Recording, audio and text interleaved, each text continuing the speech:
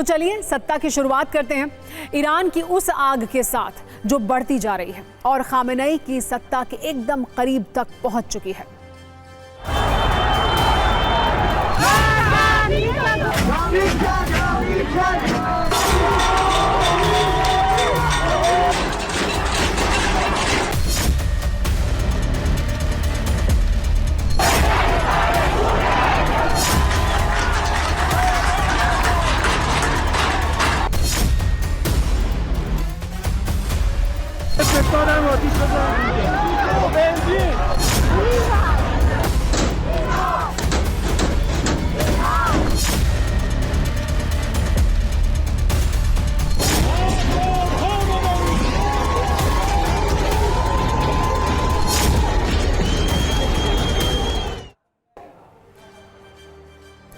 Iran के अलग अलग शहरों से आई UEM जयपुर एक आदर्श लक्ष्य है।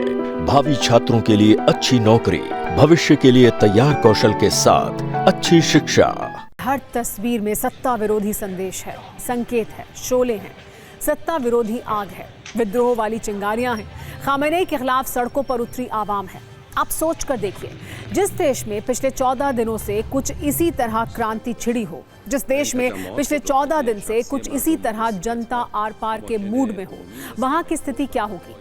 आजकल ईरान की हर सुबह क्रांतिकारी नारों के साथ होती है।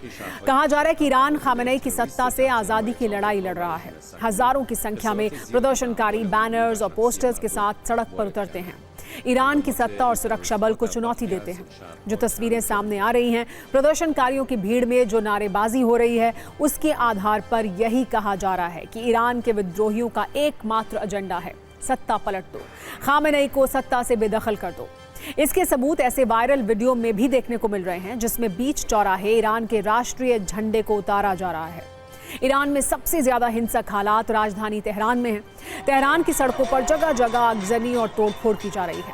खामेनेई तक अपनी बात पहुंचाने के लिए प्रदर्शनकारी ईरान के राष्ट्रीय झंडे को अपमानित कर रहे हैं। ये संदेश दे रहे हैं कि अब ईरान में उनकी सत्ता स्वीकार नहीं है, अब ईरान में इस्लामिक कानून नहीं चलेगा। 86 वर्ष के खामेनेई, जो पिछले 36 वर्ष से ईरान के सुप्रीम नेता हैं, अब उनकी सत्ता हिल चुकी है।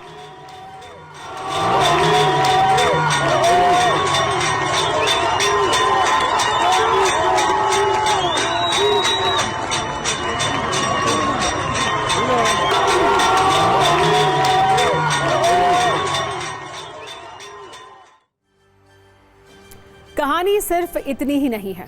ईरान में प्रदर्शनकारी सरकारी संस्थाओं में आग लगा रहे हैं, चुन चुनकर सरकारी इमारतों को टारगेट कर रहे हैं। वहां के सुरक्षा बल इन प्रदर्शनकारियों पर काबू पाने में विफल है। खामेनेई की अपील का भी इन पर कोई असर नहीं हो रहा है। महंगाई के खिलाफ शुरू हुआ ये प्रदर्शन अब आंदोलन का रूप ले चुका है।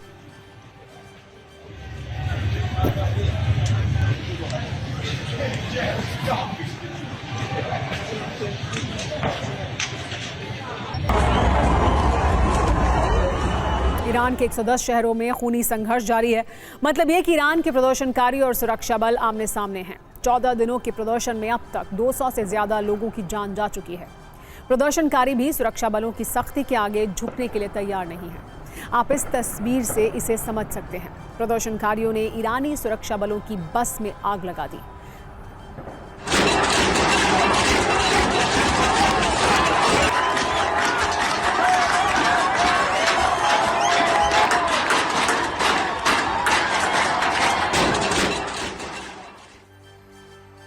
ईरान में विरोध और विद्रोह की आग सिर्फ सरकारी संस्थानों तक नहीं है, इसकी लपटों में रिहायशी इमारतें भी हैं।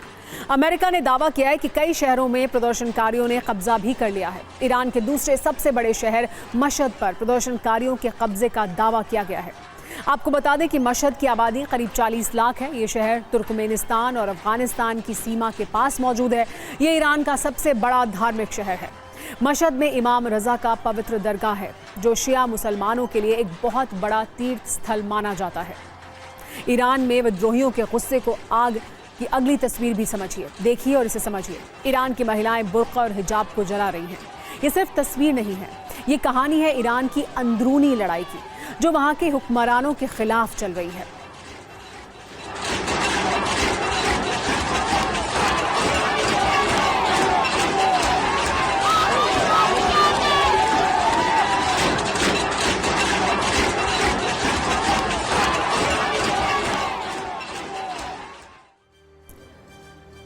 ईरान पर अगले कुछ घंटे बहुत भारी होने वाले हैं क्योंकि ये विद्रोह हर बदलते दिन के साथ हिंसक होता जा रहा है।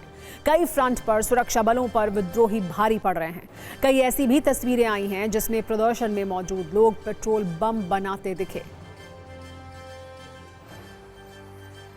برای آزادی میهنمون باید تلاش کرد.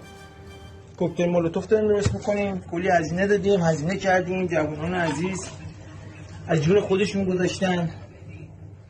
ما از جون خودمون مایه ईरान की सरकार का कहना है कि प्रदर्शनकारियों को विदेशों से समर्थन मिल रहा है। अमेरिका और इजराइल जैसे देश साजिश कर रहे हैं। इस बीच खबर यह भी है कि खामेनेई को बंकर में छिपाया गया है। वो इस वक्त IRGC की सुरक्षा में है। इतना ही नहीं, ईरान के कई नेता देश छोड़ने की फिराक में हैं। ऐसे दावे किए जा रहे हैं। ईरान में जारी गृह युद्ध में युद्ध वाली चिंगारियां भी हैं। ईरान में प्रदर्शन पर अमेरिका की नज़र पहले दिन से बनी हुई है। अब ट्रंप ने सिरदर्द बढ़ाने वाला नया बयान दिया है। ये कहा है कि अब वहां मारना है जहां दर्द होता है। इसमें कई संकेत छिपे हैं, सवाल भी हैं।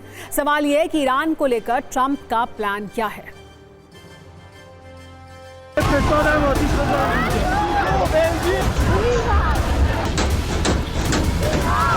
ट्रंप के लिए चुनौती ये है कि ईरान के तेवर भी आक्रामक हैं। ईरान किसी भी कीमत पर झुकने को तैयार नहीं है।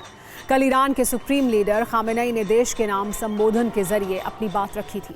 अब वहां के विदेश मंत्री से लेकर और भी बड़े बड़े नेता सीधे सीधे अमेरिका पर आरोप लगा रहे हैं।